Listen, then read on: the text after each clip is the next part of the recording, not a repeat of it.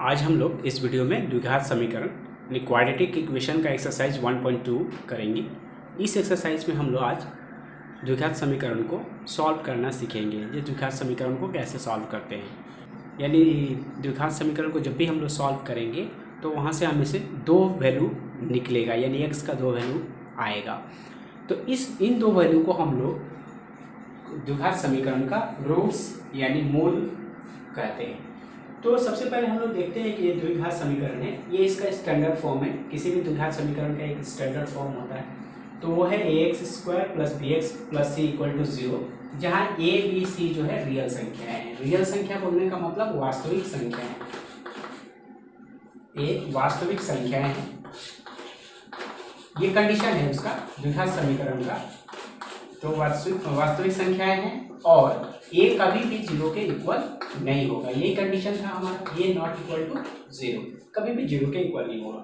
और इस तरह के समीकरण को जब हम लोग समाधान करेंगे यानी सॉल्व करेंगे तो हमेशा दो वैल्यू मिलेगा, यानी दो समाधान मिलेगा। हमेशा दो समाधान होगा, यानी उसका दो वैल्यू आएगा। तो उस दो वैल्यू को हम लोग बोलते हैं मूल ऑफ द क्वाड्रेटिक इक्वेशन, मूल या रूट्स ऑफ क्वाड्रेटिक इक्वेशन, यानी मूल या रूट्स जो होता है ये द्विघात समीकरण का होता है। तो जो दो वैल्यू हम लोग सॉल्व करेंगे, जो दो वैल्यू मिलेगा वो द्विघात समीकरण का दो को रूट्स होता है या दो मूल होता है। तो हम लोग आज जो सीखेंगे, हम लोग द्विघात समीकरण को सॉल्व करेंगे। तो सॉल्व करने के लिए क्या क्या किया जा सकता है? अगर दो रूट्स है, यानी किसी भी समीकरण का द्विघात समीकरण का दो मूल मिलेगा, यानी दो रूट्स मिलेंगे। ये दो रूट्स जो होंगे उस समीकरण को हमेशा सेटिस्फाई करते हैं। तो हम लोग सबसे पहले एक्सरसाइज को शुरू करेंगे और शुरू करने के बाद जो क्वेश्चन दिया गया उस क्वेश्चन को समाधान जैसे जब करेंगे तो उसका रूट्स का मतलब धीरे धीरे समझ में आने लगेगा, ये क्वाड्रेटिक इक्वेशन का रूट्स एक्चुअल में होता क्या है। तो चलिए शुरू करते हैं पहले क्वेश्चन से। क्वेश्चन नंबर 1 इसमें दिया गया है, निम्नलिखित में प्रत्येक क्षेत्र में प्रदत्त मान प्रदत्त द्विघात समीकरण के मूल है या नहीं जांच करें। ये प्रदत्त मान और प्रदत्त द्विघात समीकरण, पहले तो ये समझे, निम्नलिखित में प्रत्येक क्षेत्र में प्रदत्त मान प्रदत्त द्विघात समीकरण के मूल है या नहीं जांच करें। तो ये है प्रदत्त समीकरण, ये प्रदत्त द्विघात समीकरण ये दिया गया है और उसके सामने ये दो मान दिया गया है, 1 व -1। ये दो मान है, ये दो जो मान है ये प्रदत्त मान है और ये है प्रदत्त द्विघात समीकरण। अब इसको जांच करके देखना है जो ये प्रदत्त मान दिए गए हैं ये द्विघात समीकरण के मूल हैं या नहीं है, यानी द्विघात समीकरण के रूट्स हैं या नहीं है। तो ये कैसे पता चलेगा कि इस समीकरण को समाधान करेंगे तो ये और ये ही वैल्यू मिलेगा। तो इसको समाधान करने के बाद पता चलेगा जो इसका वैल्यू ये आएगा या ये आएगा, ये दोनों वैल्यू है या नहीं। लेकिन और एक तरीका है, जब जांच करना है तो इसको हम लोग समाधान करने नहीं जाएंगे। जो वैल्यू यहाँ पर दिया गया है 1 और -1, ये दोनों वैल्यू से ये इक्वेशन जरूर सेटिस्फाई करेगा, माने ये वैल्यू रखेंगे तो ये इक्वेशन वैलिड होगा, यानी ये इक्वेशन सही मान देगा, यानी =0 देगा। अगर x का मान -1 इसमें रखेंगे तो x का -1 रखने के बाद अगर इसका वैल्यू पूरा का पूरा ये 0 हो जाता है, equal to right hand side 0 है, माने तो ये जितना वैल्यू है अगर ये मान इसमें रखते हैं तो ये पूरा का पूरा 0 अगर हो जाता है तो ये उसका मूल है, यानी रूट्स है। सेम क्वेश्चन 2 नंबर में भी दिया गया है, क्वेश्चन 3 भी है, क्वेश्चन 4 भी है, 4 टोटल क्वेश्चन इसमें दिया गया है 1 में। तो हम लोग पहले एक को चेक करके दिखाते हैं जी, ये 1 और -1 इसका मूल है या नहीं है। कैसे जांच करेंगे? तो इक्वेशन का दो साइड है, एक लेफ्ट हैंड साइड है और एक राइट हैंड साइड है। तो हम लेफ्ट हैंड साइड में पहले क्या करेंगे, ये हमारा लेफ्ट हैंड साइड है x² + x + 1, इसमें पहले 1 वैल्यू पुट करेंगे। 1 वैल्यू माने x के जगह 1, जहाँ जहाँ x है वहाँ 1 वैल्यू पुट कर लेंगे। तो 1 वैल्यू पुट किए तो x² के जगह 1 का स्क्वायर होगा और x के जगह 1 होगा +1। अब देखिए 1 का स्क्वायर 1 + 1 ये आया 3। तो ये जो वैल्यू आया, राइट हैंड साइड क्या है, राइट हैंड साइड जो है यहाँ पर दिखा रहा है 0, लेकिन लेफ्ट हैंड साइड में तो वैल्यू 3 आ रहा है। इसका मतलब यहाँ पर since left hand side not equal to है राइट हैंड साइड, इसका मतलब 1 जो है इसका रूट्स नहीं है। ये सेटिस्फाई करना चाहिए, मतलब लेफ्ट हैंड साइड में अगर वैल्यू रखेंगे तो राइट हैंड साइड जो वैल्यू है वो आना चाहिए। दूसरा केस अगेन, फिर दूसरा वैल्यू हम रखेंगे अगेन, मैंने फिर से इसको रखते हैं, लेफ्ट हैंड साइड फिर लेंगे LHS यानी x² प्लस x प्लस 1। अगर यहाँ पर -1 वैल्यू पुट करते हैं तो -1 का स्क्वायर प्लस -1 प्लस 1, अब स्क्वायर तोड़ेंगे -1 का स्क्वायर 1 ही देगा plus 1, plus -1 plus 1 equal to क्या देगा, ये तो 0 हो गया, प्लस 1 रह जाएगा। ये भी दे रहा, यहाँ पर भी राइट हैंड साइड और लेफ्ट हैंड साइड 0 नहीं है, since left hand side and right hand side जो दोनों जो है नॉट इक्वल टू 0, इसका मतलब ये जो वैल्यू दिया गया है 1 और -1, ये इस समीकरण का रूट्स नहीं है, यानी ये मूल नहीं है। लास्ट में आंसर में लिख देंगे 1 एंड -1 ये दोनों द्विघात समीकरण के मूल नहीं है, यानी रूट्स नहीं है। तो इस तरह से हम लोग चेक करते हैं। दूसरे भी क्वेश्चन को हम लोग ऐसे वैल्यू पुट करके चेक कर सकते हैं। तो और एक कर देने से क्या होगा, आइडिया पूरा का पूरा क्लियर हो जाएगा। और एक करके दिखाते हैं। अब हम क्वेश्चन नंबर 4 को सॉल्व करेंगे।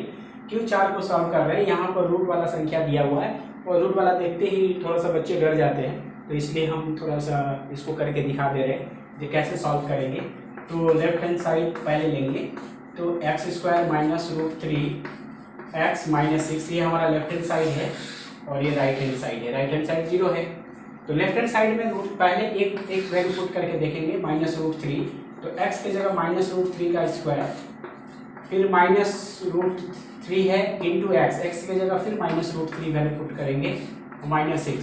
अब इसको सॉल्व करेंगे तो -√3 का स्क्वायर क्या, माइनस का स्क्वायर प्लस हो जाएगा, √3 का स्क्वायर 3 देगा। यहाँ देखिए -√3 इंटू -√3 है, माइनस माइनस प्लस आ जाएगा, प्लस 3 और यहाँ पर -6 है। अब देखिए क्या होगा, 6 - 6 हो गया इक्वल टू 0। तो यहाँ पर राइट हैंड साइड और लेफ्ट हैंड साइड दोनों क्या है, यहाँ पर since left hand side equal to है राइट हैंड साइड, दोनों इक्वल है, क्योंकि राइट हैंड साइड में 0 है, इक्वल टू है 0 का, इसलिए हम बोल सकते हैं -√3 जो -√3 है ये इस क्वाड्रेटिक इक्वेशन का रूट्स है, यानी -√3 ये पता चल गया कि -√3 इसका रूट्स है। दूसरा एक वैल्यू है, फिर से करेंगे, फिर से इक्वेशन लेंगे, फिर लेफ्ट हैंड साइड को लेंगे, दूसरा वैल्यू को चेक करेंगे, तो x² माइनस जो क्वाड्रेटिक इक्वेशन का जो लेफ्ट हैंड साइड है लिख लेंगे प्लस -6। अब यहाँ पर हम वैल्यू पुट करते हैं, x की जगह वैल्यू पुट करेंगे 2√3 का स्क्वायर होगा माइनस √3 दिया हुआ है, और इस x के लिए वैल्यू फिर पुट करेंगे 2√3 और -6। अब इसको सॉल्व करें, 2 का स्क्वायर तो 4 हो जाएगा और √3 का 3, तो 4 और 3 मल्टीप्लाई होकर 12 देगा। यहाँ पर √3 इंटू √3 3 हो जाएगा, उसमें 2 का मल्टीप्लाई करेंगे तो 6 आएगा, -6 पहले से है, यानी 12 - 12 ये भी इक्वल टू आ गया 0। यहाँ पर भी since left hand side and right hand side दोनों इक्वल टू आ गया है, right hand side equal to 0 का है, देयरफॉर हम बोल सकते हैं -√3 व 2√3 ये दोनों इस समीकरण का मूल हैं। तो इस तरह से हम लोग चेक करके बता सकते हैं कि कौन सा मूल है और कौन सा मूल नहीं है, यानी ये दोनों इस समीकरण को जब सॉल्व करेंगे ना तो ये दोनों वैल्यू आएगा। तो अब अगला जो बात है हम लोग का सॉल्व करने का, लेकिन उससे पहले और भी एक तरह का क्वेश्चन आता है, जैसे कि क्वेश्चन नंबर 2 में दिया है, देखते हैं क्वेश्चन नंबर 2 क्या दिया है। 2 का 1 है, k के किस मान हेतु 7x² plus kx minus 3 equal to 0 द्विघात समीकरण का एक मूल 2/3 होगा, ज्ञात करके लिखें। यानी सिंपल सा बोल रहा है क्वेश्चन, कि k के किस मान के हेतु 7x² plus kx minus 3 equal to 0 एक द्विघात समीकरण है, उसका एक मूल 2/3 होगा। अगर ये 2/3 उसका एक मूल है, माने इस वैल्यू को इसमें रखेंगे तो ये इक्वेशन इस वैल्यू को सेटिस्फाई करेगा, जैसे हम लोग पहले जांच किए थे, लेफ्ट हैंड साइड और राइट हैंड साइड दोनों इक्वल होगा, यानी इस x का जो वैल्यू है अगर ये 2/3 इसमें रखते हैं तो ये वैल्यू और ये वैल्यू दोनों आपस में इक्वल होगा, और जैसे ही इस वैल्यू को इसमें रखेंगे वहां से k का मान निकल जाएगा। और क्वेश्चन वही है, k के किस मान के हेतु, यानी k का कौन सा मान होगा जी इस द्विघात समीकरण का एक वैल्यू जो होगा 2/3 होगा, एक रूट उसका 2/3 होगा। तो इस तरह का सॉल्व जब भी करेंगे तो ये जो वैल्यू दिया रहेगा ना, इस वैल्यू को इसमें पुट कर देंगे, और जैसे ही पुट करेंगे उसमें जो अलग चर का जो उपयोग किया गया है, एक अलग सा वेरिएबल है, इस वेरिएबल का इसमें यूज किया है, तो यहाँ से उस वेरिएबल का मान निकल जाएगा। तो हम लोग इसको k का मान डायरेक्टली नहीं सोचेंगे, ये जो मान दिया है उस मान को जब यहाँ बैठाएंगे तो अपने आप उसमें से k का वैल्यू निकल जाएगा। तो सॉल्व करते हैं। तो हमारा क्वाड्रेटिक इक्वेशन जो है, समाधान इसका जब हम लोग करेंगे तो क्वाड्रेटिक इक्वेशन को पहले लेंगे 7x² plus 8x minus 3 equal to 0, और इसमें हम लोग वैल्यू पुट करेंगे कौन सा, एक मूल इसका है, इसका एक ये मूल है 2/3, तो x के जगह सब जगह 2/3 पुट कर देंगे।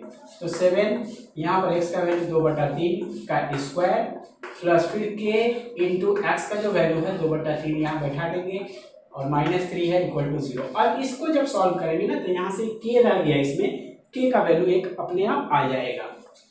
तो सॉल्व करते हैं तो 7 इंटू क्या देगा, 2 का स्क्वायर 4 और 3 का स्क्वायर 9, और यहाँ पर आएगा ये इंटू कर देते हैं 2 यानी 2k/3 आएगा माइनस 3 इक्वल टू 0।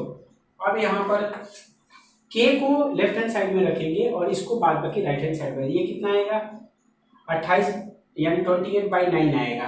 तो यहाँ पर 2k को रहने दिए, और ये संख्या यहाँ एक संख्या है, यहाँ एक संख्या है, ये दोनों को राइट साइड में भेज देंगे। तो -3 जाएगा राइट साइड में तो +3 हो जाएगा, और ये 28/9 प्लस में था तो ये -28/9 हो जाएगा। अब इसको थोड़ा सा एलसीएम लेकर सॉल्व करेंगे तो इन दोनों का एलसीएम हो जाएगा 9, तो 9 × 27 -28 ये होगा। अब आगे और सॉल्व करेंगे तो 2k/3 तो है लेफ्ट हैंड साइड में, और राइट साइड में आ जाएगा 27 - 28 माने -1/9, 1 आएगा, माइनस में 1 आएगा, उल्टा है माइनस में आएगा। अब यहाँ से क्रॉस मल्टीप्लाई कर लेते हैं तो यहाँ से k का वैल्यू निकलेगा। उसके पहले समीकरण का एक और रूल है, नीचे से नीचे को काट सकते हैं, तो 3 1 जा 3 3 जा, तो यहाँ से आप क्रॉस मल्टीप्लाई करेंगे तो यहाँ देगा ये आएगा 6k, और इधर से मल्टीप्लाई करेंगे तो -1 आएगा, यानी k का जो वैल्यू आएगा -1/6, ये 1/6 जो है उसका वैल्यू हो गया। तो k के किस मान के लिए, तो सिंपल सा सोचना है, जो रूट्स दिया है, जो मूल का वैल्यू दिया है, उस मूल का वैल्यू जब इसमें पुट करेंगे तो एक k में इक्वेशन आ जाएगा। देखिए यहाँ पर k में एक इक्वेशन आ गया, और उस इक्वेशन को जब सॉल्व किए तो k का वैल्यू आ जाएगा। तो इस तरह का क्वेश्चन को ज़्यादा सोचना नहीं है, जो वैल्यू दिया है उस वैल्यू को उसमें पुट करेंगे, अपने आप उसका जो क्वेश्चन दिया गया है वो क्वेश्चन ठीक सामने उभर कर आ जाएगा और उसका मान भी निकल जाएगा। तो इस तरह से कई क्वेश्चन दिए गए हैं, तो इसमें 1 2 3 कई क्वेश्चन हैं। सेकंड क्वेश्चन भी ऐसे हैं, तो उसमें बोला है a का मान क्या होगा। हम आते हैं क्वेश्चन नंबर 3 में। 2 में 2 क्वेश्चन है, तो एक कर दिए और दूसरा खुद सॉल्व करेंगे, वो आसान सा क्वेश्चन है, सेम इस तरह का ही है, इसलिए वो सॉल्व कर लेंगे। हम क्वेश्चन नंबर 3 में आते हैं। क्वेश्चन नंबर 3 है, यदि ax² + 7x + b = 0 द्विघात समीकरण के दो मूल 2/3 एवं -3 हो तो a और b का मान क्या होगा, ये निकालना है। इसके पहले जो क्वेश्चन था उसमें बोला था सिर्फ k का मान पूछा था, यहाँ पर क्या किया, दो वेरिएबल यूज कर दिया a एंड b, और समीकरण में देखिए a को भी दिया है और b को भी दिया है, दोनों को दिया हुआ है। तो समीकरण में जब a और b है तो a और b का मान निकलेगा, क्योंकि और यहाँ पर जो मूल दिया है, दो मूल दिया है, एक 2/3 दिया है और दूसरा जो है -3 दिया है। तो एक बार क्या करेंगे, इस 2/3 को जैसे कि पहले किए थे, अभी जो पिछला क्वेश्चन में जैसे किए थे सेम वैसे ही करेंगे। 2/3 को इसमें पुट करेंगे, एक बार पुट करके देखेंगे, फिर दूसरा को भी इसमें पुट करके देखेंगे।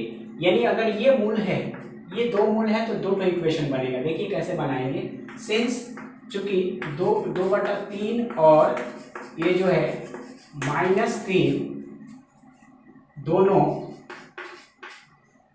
द्विघात समीकरण के मूल हैं, ये द्विघात जो समीकरण है उनके मूल हैं, समीकरण के मूल हैं। ये हमको क्वेश्चन में दिया हुआ है और जो द्विघात समीकरण दिया हुआ है ये वाला। इसका मतलब इसलिए ax² plus 7x plus b को ये दोनों क्या करेंगे, सेटिस्फाई करेंगे। क्या होगा देखिए, दो बार हम दोनों वैल्यू पुट करेंगे, 7x प्लस, ये समीकरण दो बार हम लिख लिए, एक बार पुट करेंगे 2/3 को और एक बार इसमें पुट करेंगे, इसमें भी फिर लिख दिए।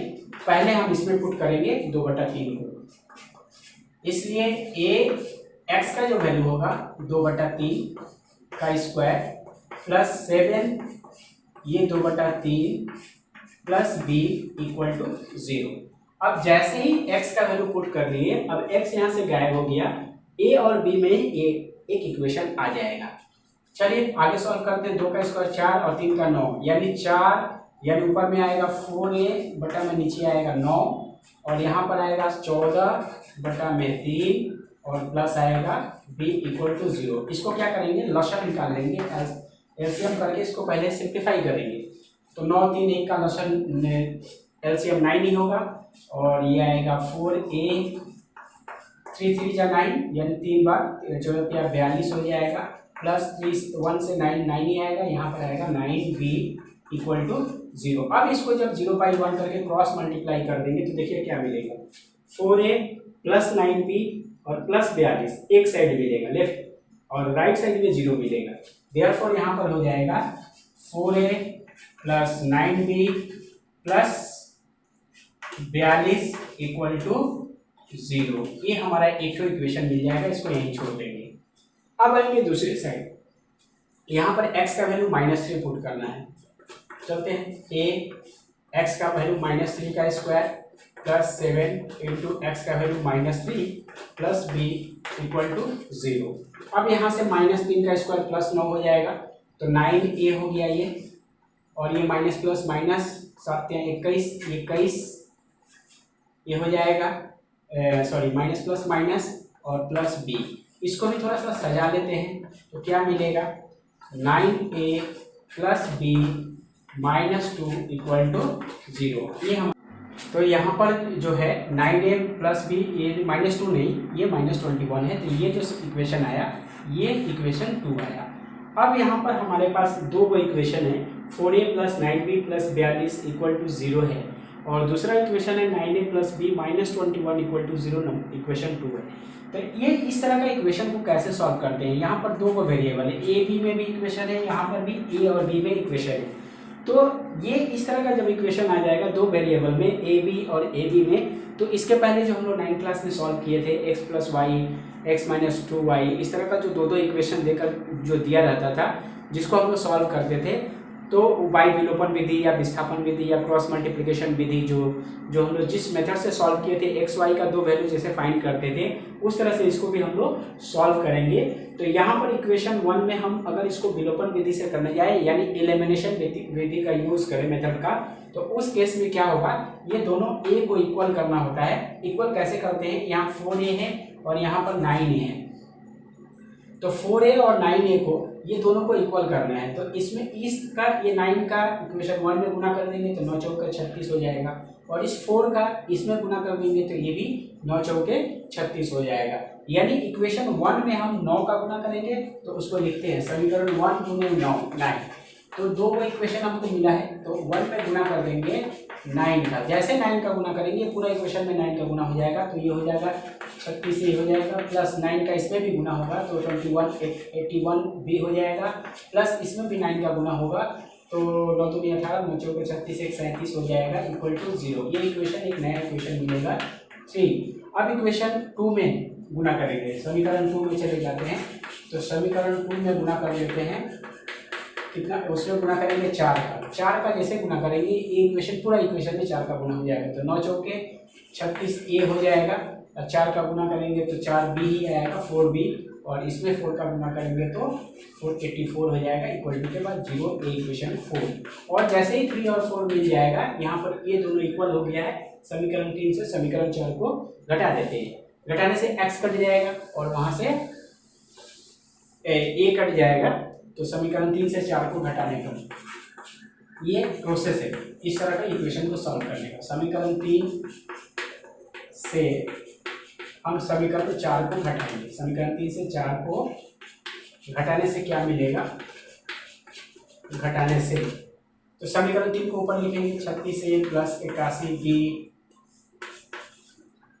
प्लस 378 इक्वल टू 0, और ये होगा 36A प्लस 4B, उसके ठीक नीचे लिखेंगे -84 इक्वल टू 0।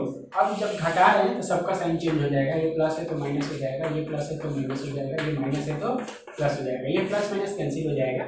और 81B प्लस में है और -4B है तो ये घट जाएगा, तो ये आएगा प्लस में 77B, और ये दोनों प्लस में है तो ये जुड़ जाएगा और प्लस में ही आएगा। 8 से 8 12 और 8 7 15 1 16 हो जाएगा और 4, तो इक्वल टू के बाद जो 0 है 0 रहेगा। अब यहाँ से b का वैल्यू आ जाएगा 70C में b इक्वल टू हो जाएगा -462 और b इक्वल टू हो जाएगा, यहाँ से b 77 का इसमें डिवाइड हो जाएगा तो 462 डिवाइडेड बाई 77, यानी ये 7 से 77 से 6 बार में कट जाएगा, 6 7 42 और 6 7 42 से 4 6 बार में कट जाएगा, यानी x का b का वैल्यू आ जाएगा -b।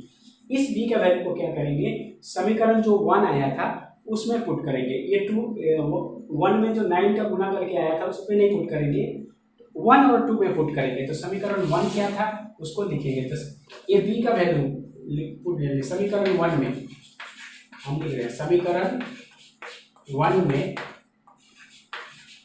b इक्वल टू 6 रखने पर अब हम समीकरण 1 को पहले यहाँ लिखेंगे। ये समीकरण 1 का बड़ा रूप है मल्टीप्लाई करने के बाद, और ये समीकरण 2 का बड़ा रूप है, लेकिन हम समीकरण 1 में रखेंगे। समीकरण 1 क्या था उसको हम यहाँ पर लिख रहे हैं। तो समीकरण 1 था 4A प्लस 9B और था माइनस प्लस कितना था यहाँ पर, अगर 9 से डिवाइड कर देते हैं तो 36 42 था इक्वल टू 0। ये 1 था समीकरण 1, यहाँ मिट गया है तो समीकरण 1 जो था उसमें हम लोग पुट कर लिए। ये यहाँ पर जो था समीकरण 1, अब यहाँ पर इसमें हम लोग b का वैल्यू पुट कर लेंगे। b का वैल्यू है -6, तो 4A प्लस 9, b का वैल्यू -6 प्लस 42 इक्वल टू 0। तो यहाँ से 4A ये माइनस हो जाएगा, माइनस प्लस 9 छक्के 54 -54 प्लस 42 इक्वल टू के बाद 0, तो 4A इक्वल टू आया, ये दोनों घट जाएगा तो घटने के बाद माइनस में आएगा ये 2 और ये -12 इक्वल टू 0, और 4A अब इस 12 को इक्वल टू के बाद भेज देंगे तो +12 आ गया, तो यहाँ से A इक्वल टू निकल जाएगा 12 डिवाइडेड बाई 4 हो जाएगा, तो A इक्वल टू आ गया 3, 4 से डिवाइड कर देंगे तो 3 आ जाएगा। देयरफॉर A का वैल्यू निकल गया और B का वैल्यू पहले ही निकल गया है -6, तो ये हमारा आंसर होगा। तो इस तरह से सॉल्व करते हैं। देयरफॉर आंसर लिख देंगे A equal to 3 and B equal to -6, ये हमारा आंसर होगा। तो इस तरह से सॉल्व किया जाता है। तो K का किस मान के लिए पूछे या A B का किस मान के लिए पूछे, तो इसको जब 2 वेरिएबल होगा तो 2 इक्वेशन बनेगा और इस तरह से उसको सॉल्व करना पड़ेगा, और एक इक्वेशन से तो आसानी से निकल जाता है। ठीक है, अब आते हैं हम लोग सॉल्व कैसे करेंगे। अब क्वाड्रेटिक इक्वेशन दिया है उसको सॉल्व कैसे करेंगे। क्वेश्चन नंबर 4 में इसमें बोला है समाधान करें, यानी सॉल्व करना है। ये क्वाड्रेटिक इक्वेशन दिया हुआ है, तो इसको जब सॉल्व करेंगे तो यहाँ से 2 वैल्यू निकलेगा और 2 वैल्यू जो होगा उस क्वाड्रेटिक इक्वेशन का रूट्स होगा। तो समाधान करना मतलब रूट्स का वैल्यू निकालना है, इसका रूट्स क्या है। तो इस तरह का जब भी क्वाड्रेटिक इक्वेशन को सॉल्व करेंगे तो सबसे पहला काम होता है कि क्वाड्रेटिक इक्वेशन का स्टैंडर्ड फॉर्म लाना है। स्टैंडर्ड फॉर्म बोलने का मतलब ये उसका स्टैंडर्ड फॉर्म है। स्टैंडर्ड फॉर्म ये है, इसका मतलब हमेशा इक्वल टू के बाद राइट हैंड साइड में हमेशा 0 को रखेंगे, यानी सभी नंबर को लेफ्ट हैंड साइड में लेकर पहला काम होगा। जितना भी है राइट साइड में अगर कुछ भी है तो उसको सबसे पहले लेफ्ट हैंड साइड में लेकर आएंगे और इस तरह का स्टैंडर्ड फॉर्म पहले लाएंगे। एकदम सिंपल और स्टैंडर्ड फॉर्म लाएंगे, जैसा भी इक्वेशन रहे, जैसा भी क्वेश्चन रहे। तो पहला काम ये है। तो सबसे पहले हम लोग क्या करेंगे, इसको सबको इक्वल टू पे पहले लाएंगे। तो अगर और यहाँ पर और या इम्प्लाइज टू का साइन देकर लिख सकते हैं, तो और या इम्प्लाइज टू साइन लेंगे। तो सबको इधर लाएंगे तो क्या होगा, देखिए 3y² -20 पहले से है ये प्लस 60 आकर माइनस 160 होगा और माइनस 2y² आकर प्लस 2y² इक्वल टू 0 होगा। अब इसमें क्या करेंगे, सबको जो एक जैसा है उनका प्लस माइनस करेंगे। 3y² और प्लस 2y², ये मिलकर 5y² बच गया और यहाँ पर ये दोनों जुड़ जा रहा है, तो जुड़ने के बाद आएगा 180, दोनों माइनस में है, इक्वल टू के बाद 0। अब यहाँ पर एक चीज़ देख रहे हैं, यहाँ पर सिर्फ y² है, y नहीं है। अगर इस तरह से केस आएगा सिर्फ y² या सिर्फ x², तो अब क्या करेंगे, जितने नंबर है उनको राइट साइड में भेज देंगे, यानी नंबर अब राइट साइड में आ जाएगा। जितने भी नंबर है सिर्फ y² x² इस तरह का एक साइड में रहेगा, तो जितने भी नंबर है अब राइट साइड में भेज देंगे। अब यहाँ पर उनका दूसरा कोई काम नहीं है। तो अब क्या करेंगे, यहाँ पर 5y² है, 180 को भेज दिए तो प्लस 180 हो गया और y² इक्वल टू ये 5 को भी उधर भेज देंगे, 180 डिवाइडेड बाई 5 हो जाएगा, 5 से डिवाइड हो जाएगा, 5 से 15 और 5 से 30 आएगा। तो y² का वैल्यू जो मिला यानी 36 मिला और स्क्वायर जैसे ही यहाँ से स्क्वायर को हटाएंगे तो यहाँ पर प्लस माइनस आएगा √36। जब भी स्क्वायर को हटाएंगे इधर से तो स्क्वायर रूट चढ़ेगा। ये समीकरण का नियम है, ये जब भी इक्वेशन करेंगे तो स्क्वायर को जब भी हटाएंगे तो उधर स्क्वायर रूट चढ़ेगा और प्लस माइनस साइन जरूर आएगा। अब जैसे ही प्लस माइनस साइन आएगा, अब देखिए क्या हो जाएगा, यहाँ से y का वैल्यू आएगा प्लस माइनस, 36 का स्क्वायर रूट तो 6 होता है, इसका मतलब y का दो वैल्यू हो गया, एक हो गया +6 और एक हो गया -6। तो यहाँ पर y का दो वैल्यू निकला, क्योंकि हम जानते हैं कि क्वाड्रेटिक इक्वेशन का दो रूट्स होते हैं, यानी उनका हमेशा दो वैल्यू आएगा। अगर यहाँ प्लस माइनस नहीं देंगे तो यहाँ पर एक y का एक ही वैल्यू फाइंड होगा और गलत हो जाएगा। इसलिए हमेशा जब भी इस तरह का सिचुएशन करेंगे तो जब भी स्क्वायर को हटाएंगे राइट साइड में भेजेंगे तो स्क्वायर रूट बनेगा, साथ साथ उसके पहले प्लस माइनस साइन आएगा। यह है क्वेश्चन नंबर 2। क्वेश्चन नंबर 2 में यहाँ पर दिया हुआ है 2x + 1 का होल स्क्वायर और x + 1 का होल स्क्वायर इक्वल टू के बाद है 6x + 47। तो इसमें सबसे पहले काम क्या है, सबसे पहले दिमाग में यही बात चलेगा जब हम क्वाड्रेटिक इक्वेशन का स्टैंडर्ड फॉर्म को पहले लाएंगे। स्टैंडर्ड फॉर्म लाने के लिए इसको पहले होल स्क्वायर को तोड़ना पड़ेगा, इस होल स्क्वायर को भी तोड़ना पड़ेगा। तो पहला काम हमारा होल स्क्वायर को तोड़ना होगा। तो a + b होल स्क्वायर तोड़ेंगे तो फॉर्मूला है a² + 2 × a × b + b का स्क्वायर। ये सिर्फ इसका टूटा a + b होल स्क्वायर का। अब दूसरा है प्लस देने के बाद फिर यहाँ पर a + b होल स्क्वायर है, इसको भी तोड़ेंगे। a का स्क्वायर + 2 × a × b + b का स्क्वायर और इक्वल टू के बाद जो है वो अभी रहेगा 6x + 47। इसका अभी कोई काम नहीं है। अगला काम है जो इस फॉर्मूला तोड़ दिए, अब इसको थोड़ा सिंप्लीफाई कर देना, यानी जहाँ स्क्वायर है स्क्वायर निकाल देंगे तो 4x² आएगा और इसका मल्टीप्लाई करेंगे तो 4x देगा, 1 का स्क्वायर करेंगे 1 देगा, x का स्क्वायर x² आएगा, इसको मल्टीप्लाई करेंगे 2x देगा, इसका स्क्वायर करेंगे 1 देगा, इक्वल टू के बाद 6x + 47। अब ये जब टर्म आ जाएगा और थोड़ा सा सिंप्लीफाई कर लेते हैं। और एक बात और है, जब भी इस तरह करेंगे तो इक्वल टू के बाद हमेशा 0 रखेंगे, यानी सबको लेफ्ट साइड में लाएंगे पूरे राशि, यानी 6x को मिला देंगे 47 को मिला देंगे तो इक्वल टू के बाद 0 रहेगा और रहना भी चाहिए। स्टैंडर्ड फॉर्म में यही फॉर्म है, ये इक्वल टू के बाद 0 रहेगा। तो यहाँ पर भी तो इसको लाएंगे, साथ साथ इधर इसको सिंप्लीफाई करते हुए आगे बढ़ेंगे। 4x² + x² ये 5x² हो जाएगा, 4x + 2x 6x हो जाएगा, +1 + 1 +2 हो जाएगा। अब इसको लेकर आ जाते हैं यहाँ पर -6x -47 और इक्वल टू के बाद 0। यहाँ पर फिर सिंप्लीफाई करना होगा क्योंकि यहाँ पर भी लाइक टर्म है, एक जैसे टर्म है, 6x है 6x है 47 है, तो यहाँ पर फिर आ गया 5x², ये +6x -6x तो कैंसिल हो गया, ये मिलकर हो गया 45 -45 इक्वल टू के बाद 0। फिर पहले जैसे मैथ जैसे किए थे फिर वैसे ही आ गया। फिर क्या करेंगे, तब यहाँ पर सिर्फ x² टर्म रह गया, x नहीं है सिर्फ x² है, इसलिए क्या करेंगे अब नंबर को भी उधर भेज देंगे। तो इसको भेजते हैं 5x² 45 जाकर +45 हो गया, तो x² इक्वल टू होगा 45 डिवाइडेड बाई 5, यानी अब x² इक्वल टू मिला 9। अब x इक्वल टू क्या होगा, तो फिर स्क्वायर है रूट स्क्वायर हटाएंगे तो स्क्वायर रूट चढ़ेगा 9 के ऊपर, लेकिन इधर प्लस माइनस लिखेंगे, यानी x का वैल्यू आएगा +-3, यानी x का दो वैल्यू है, +3 भी है -3 ये है हमारा क्वेश्चन नंबर 5। तो सबसे पहला काम जो है हम स्टैंडर्ड फॉर्म लाएंगे। तो सबसे पहले सिंप्लीफाई करेंगे। यहाँ अगर सिंप्लीफाई करने के लिए एलसीएम लेंगे, एलसीएम लेकर तब आगे बढ़ेंगे। और एलसीएम लेने से पहले थोड़ा सा ये देख लेंगे कि किसको एक साथ रखने में सुविधा होगा एलसीएम लेने में। अगर ये दोनों को एक साथ रखते हैं तो एलसीएम लेने में ज़्यादा सुविधा है। हम इसको डायरेक्ट इसको भी लेकर कर सकते हैं, लेकिन उसको नहीं करेंगे। थोड़ा सा अपना जो सुविधाजनक जो बातें होंगी उनको ध्यान में रखेंगे और रखते हुए काम को करेंगे। 3/x और 15/x अगर ये दोनों अगर सेम रहेगा तो एलसीएम लेने में ज़्यादा सुविधा होगा। तो हम क्या करेंगे, x/3 को इधर ही रहने देंगे और 3/x को उधर भेज देंगे। तो 15/x पहले से है, ये प्लस 3/x जाकर -3/x हो जाएगा। अब उसका एलसीएम लेकर काम को करेंगे। x/3 यहाँ पर होगा, दोनों का एलसीएम x हो जाएगा प्लस। अब देखिए ऊपर में क्या आएगा, 15 - 3 आएगा, आसान हो जाएगा। अब यहाँ पर ये माइनस हो जाएगा तो ये देगा 12/x। फिर तो वैसे ही मैथ आ गया, हम लोग खोज रहे हैं जिसका फैक्टर कर सके। फिर क्रॉस मल्टीप्लाई कर देंगे तो x² = 36 आ गया।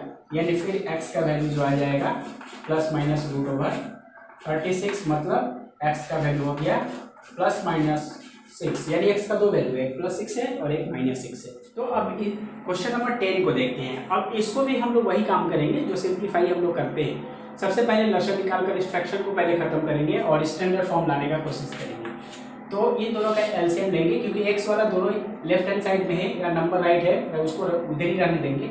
इन दोनों को पहले एलसीएम लेंगे। x+1 और x का एलसीएम करेंगे तो x × x+1 ही आएगा, दोनों का इंटू हो जाएगा। x+1 से डिवाइड करेंगे, ये कैंसिल हो जाएगा, x बचेगा। x से x का मल्टीप्लाई करेंगे तो ऊपर में x² देगा प्लस। अब देखिए x से डिवाइड करेंगे, x कैंसिल होगा, x+1 से x+1 का मल्टीप्लाई होगा तो क्या देगा, x+1 का होल स्क्वायर बन जाएगा। एक ही नंबर है, दोनों को मल्टीप्लाई करेंगे होल स्क्वायर। चाहे तो हम यहाँ डायरेक्ट मल्टीप्लाई करके लिख सकते हैं। अच्छा आगे बढ़ते हैं, इसको करते हैं 12 दूनी 24, 25, 25/12 हो गया। अब क्या करते हैं, ये होल स्क्वायर फॉर्म को पहले तोड़ेंगे और नीचे का मल्टीप्लाई है, मल्टीप्लाई करेंगे तो नीचे मल्टीप्लाई कर देंगे। एलसीएम लेने का काम खत्म, एलसीएम का जो काम था काम खत्म हो गया। अब इसको मल्टीप्लाई करके नीचे ले लेंगे तो x² + x नीचे में आ जाएगा, इसको मल्टीप्लाई। और ऊपर का देखिए, ऊपर का टर्म जो है x² है प्लस इसका होल स्क्वायर तोड़ेंगे तो क्या देगा, x का स्क्वायर देगा +2 × x × 1 + 1 का स्क्वायर देगा। यही तो a + b whole square, a² + 2ab + b² और इक्वल टू है 25/12। आगे काम, इसमें जो एक जैसा है उसको प्लस में है, x² + x² मिलकर 2x² हो जाएगा और 2x + 2x और प्लस यहाँ पर 1 नीचे में है, x² + x और इक्वल टू के बाद है 25/12। यहाँ के बाद क्या करेंगे, क्रॉस गुना कर देंगे। और क्रॉस गुना करते समय एक ध्यान रखेंगे, जो नंबर ज़्यादा है उसको पहले करेंगे। ये 25 का इधर करेंगे तो 25x² आएगा, 12 का इधर करेंगे तो 24x² आएगा। तो पहले प्लस वाला को लिखेंगे तो क्या होगा, एक फायदा होगा जो माइनस में नहीं आएगा, सब प्लस में आएगा। तो हम पहले क्रॉस मल्टीप्लाई किधर से कहीं से भी कर सकते हैं, पहले इसको भी कर सकते हैं, पहले इसको भी कर सकते हैं। तो हम क्रॉस मल्टीप्लाई पहले 25 वाले को लिखेंगे, 25x² + 25x और राइट साइड के बाद क्या आएगा, 12 से करेंगे तो 12 दूनी 24x² आएगा इधर वाले, और ये प्लस 12 दूनी 24x और प्लस 12 आएगा। अब सबको क्या करेंगे, अगला काम होता है जिस सबको इक्वल टू के पहले लाना और राइट साइड को 0 रखना। करते हैं, सबको 0 ला देते हैं। 25x² पहले से है प्लस 25x पहले से है, अब ये 25x है, ठीक है। और ये -24x² होगा, साइड चेंज हो रहा है, लेफ्ट साइड में ले जा रहे हैं, ये -24x होगा और ये +12 -12 होगा और इक्वल टू के बाद आ गया 0। अब इसको थोड़ा सिंप्लीफाई कर ले, 25 + 25 में से 24x² कट जाएगा तो x² देगा, प्लस 25 में से -24 ये भी +x देगा और रह गया -12 = 0। अब यहाँ पर आया जो मैथ, x² भी है, x भी है और नंबर भी है। इसके पहले जो हम लोग सॉल्व कर रहे थे उसमें सिर्फ x² था और नंबर था, ये x नहीं था। तो अब इस तरह के मैथ को कैसे सॉल्व करेंगे, तो अब इसमें हमको फैक्टराइजेशन करना पड़ेगा। फैक्टराइजेशन बोलने का मतलब मिडिल टर्म फैक्टर करेंगे। ये मिडिल टर्म फैक्टर कैसे करते हैं, तो अगर नहीं सीखे हैं तो उसको सीख लेंगे, नहीं तो इसको सॉल्व करने में बहुत सारा प्रॉब्लम क्रिएट होगा। तो हम यहाँ पर पहले मिडिलटन फैक्टर करके दिखाते हैं। ये 12 को क्या करना पड़ता है, खंड करना पड़ता है, यानी फैक्टराइज करना पड़ता है। तो 2 से करेंगे 2 6 जा, 2 से करेंगे 2 3 जा। ये इसके बाद इसको 2 ग्रुप में डिवाइड करना होता है और यहाँ माइनस साइन है, तो पहले 2 ग्रुप में डिवाइड करेंगे। 2 इंटू 3 आया इसका फैक्टर, हम इसको एक ग्रुप बना लिए और इसको एक ग्रुप बना लिए। इसको एक ग्रुप बना लेंगे तो इसका 4 वैल्यू देगा, इसका 3 देगा। तो 4 माइनस 3 करेंगे तो यहाँ का जो वैल्यू है वो आ जाना चाहिए, तो आ जाएगा, क्योंकि माइनस यहाँ है इसलिए माइनस करके मिडिल टर्म को लाएंगे। तो एक्स स्क्वायर प्लस यहाँ पर 4 minus 3 into x minus 12 equal to 0। ये मिडिल टर्म फैक्टर माने इस मिडिल टर्म को 1 है तो 1 लिखेंगे, 1 के बदले 4 माइनस 3 लिखे हैं। और 4 माइनस 3 कहाँ से आया, तो ये 12 का फैक्टराइज करके 2 ग्रुप किए हैं और माइनस करके लिखे हैं। तो अब उसके बाद अगला काम होता है इस ब्रैकेट को तोड़ना। मिडिल टर्म फैक्टर अगर नहीं आता है तो उसको सीख लेंगे, अगर ज़्यादा प्रॉब्लम होगा तो कमेंट बॉक्स में लिखेंगे, हम मिडिल टर्म फैक्टर फिर से अच्छी तरह से अलग एक वीडियो उसको बनाकर आप लोग को देंगे जिससे कि समझ पाए। तो x square plus 4x minus 3x minus 12 equal to 0। अब यहाँ पर होता है दो में ग्रुप में कॉमन होता है, तो यहाँ से x कॉमन करेंगे तो x प्लस 4 आएगा और इस दोनों में कॉमन करेंगे माइनस 3 कॉमन होगा तो फिर आएगा x प्लस 4 इक्वल टू 0।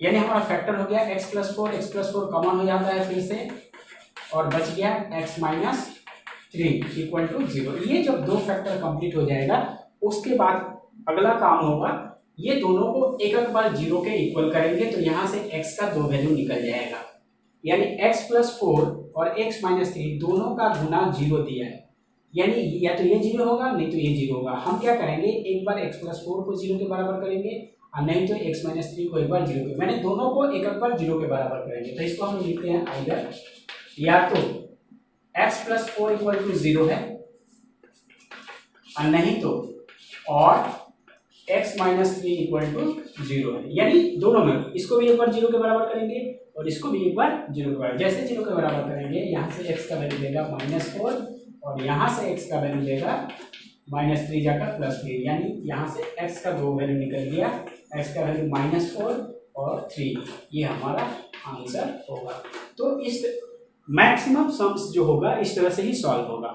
अगर ये करने आता है, मिडिल टर्म फैक्टर करने आता है, तो हमको नहीं लग रहा है इस एक्सरसाइज में ज़्यादा कोई प्रॉब्लम होगा सॉल्व करने में। x का वैल्यू कैसे फाइंड करेंगे, तो ये नियम है, ये रूल है। मिडिल टर्म फैक्टर करने के बाद दो फैक्टर जो आएगा दोनों को एक एक बार 0 के इक्वल करेंगे तो यहाँ से x का वैल्यू आ जाएगा।